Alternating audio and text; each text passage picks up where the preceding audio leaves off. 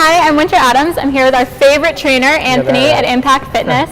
Obviously, everyone says warming up, cooling down, huge part of any fitness routine. Yeah. Can you show us a couple things that would be good for someone who just wants to kind of warm up quick, cool down quick, but still fit it into their workout regimen? Yeah, definitely. So when we're talking with a warm-up, it's really critical to get at least 5 to 10 minutes of really any kind of muscle activation. So, jump roping, doing your traditional jumping jacks, some lunges, some body weight squats. You can hop on a treadmill, elliptical if you're at a gym, ride on a spin bike.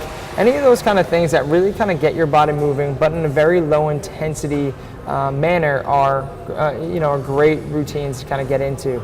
You also want to get into some static stretching, some basic quad stretch, knee hugs, and then finally get into some dynamic stuff with skips and straight leg marches and maybe some side slides.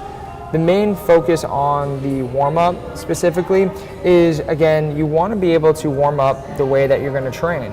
So if you are going to be doing some type of high-intensity training, you want to kind of start warming up that way.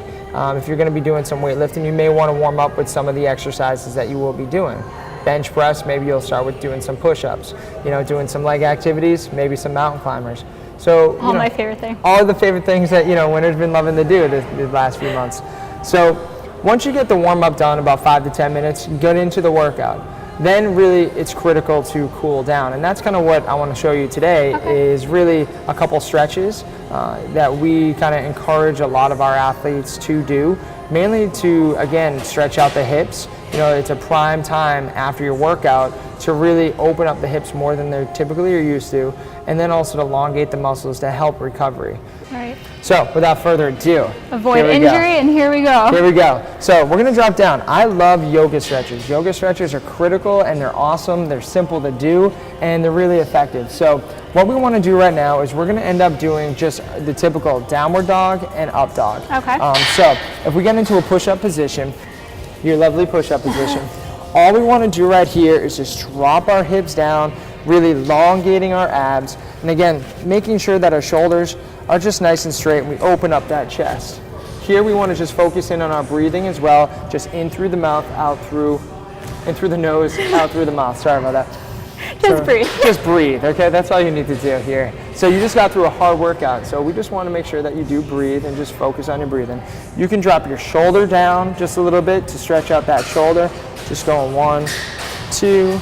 Again, just kind of loosen it up 2 to 3 times or so, 15 seconds to 30 seconds, depending on how it is. There's really no wrong way to do stretches. Okay. So here we're going to go down into a downward dog. Here we're going to stretch out the hamstrings, stretch out the shoulders, and our core. So here we want to rise right up, really try to press those heels into the ground. Again, focus in on your breathing. So in through the nose, out through the mouth. And hold it there for about 15 to 30 seconds. You then come back down into that up dog. And you can go back and forth about, 3 to 5 times. Okay.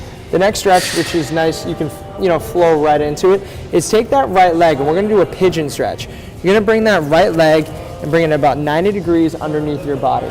You then want to sit on that hip, dropping the elbows down towards the ground, and really feel that stretch through your hamstrings, the piriformis, your glute. You feeling that? Yeah. All right, excellent. So here we want to sit here for about, again, another 15, 30 seconds, and just focus in on our breathing and elongating of the muscles. So yoga is obviously a great thing for hockey players to get into because it helps in all aspects of the game and also just fitness, everything we've been doing the last few months. Yeah, definitely. It really is. I mean, yoga, Pilates, anything that's going to help rejuvenate the body, really allow us to calm down and just focus in on our bodies and what our muscles are doing is going to be critical, and yoga definitely does that. So a lot of the stretches, and we're going to switch sides now. A lot of the stretches, again, just help strengthen up the body, help recover the muscles, and really kind of work, again, to just relax.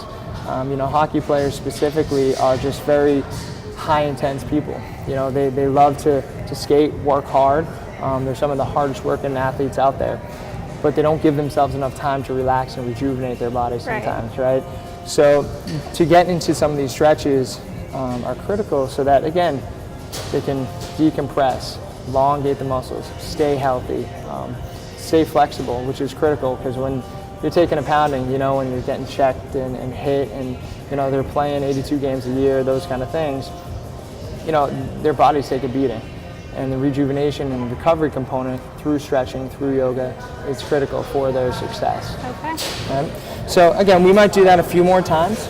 And then the last one that I like to do is really just the child's pose. So here we just want to sit back into our heels, elongate those arms, and just feel that stretch through the lats, Okay. all through the lats. And we can also reach out to the right as well. And then come out to the left.